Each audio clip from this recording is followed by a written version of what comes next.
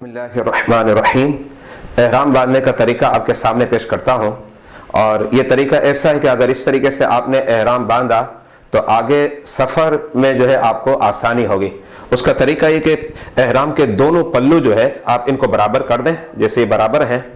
अब आपकी मर्जी है कि मैंने तो अपने बाएं जानिब पल्लू को निकाला है, अगर आप चाहे तो दाएं जानिब भी निकाल सकते हैं। दोनों तरीके सही हैं और दोनों तरीके से करना ये इजी और आसान है। ये अब आपके ऊपर डिपेंड करता है। अब आप ये करें कि इस तरीके से इसको यहां से टाइट करें।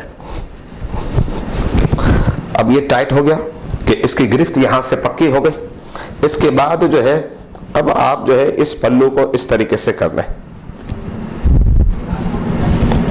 और अब इसे आप जो है फोल्ड कर दें।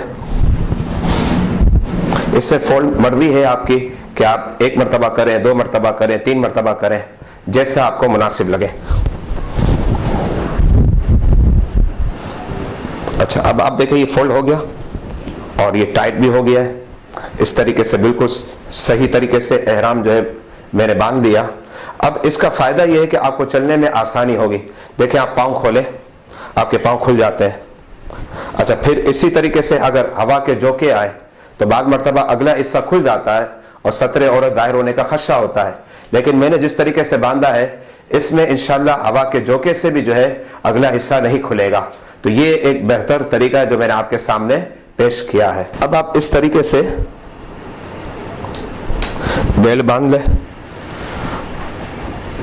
आपने बेल भी बांध दिया, लेकिन बेल बांधते वक्त आप जो नियत रखेंगे वो ये नियत होगी ताकि आपके कागजात जो है या पैसे हैं, मोबाइल है, वो इसमें सेफ रहें।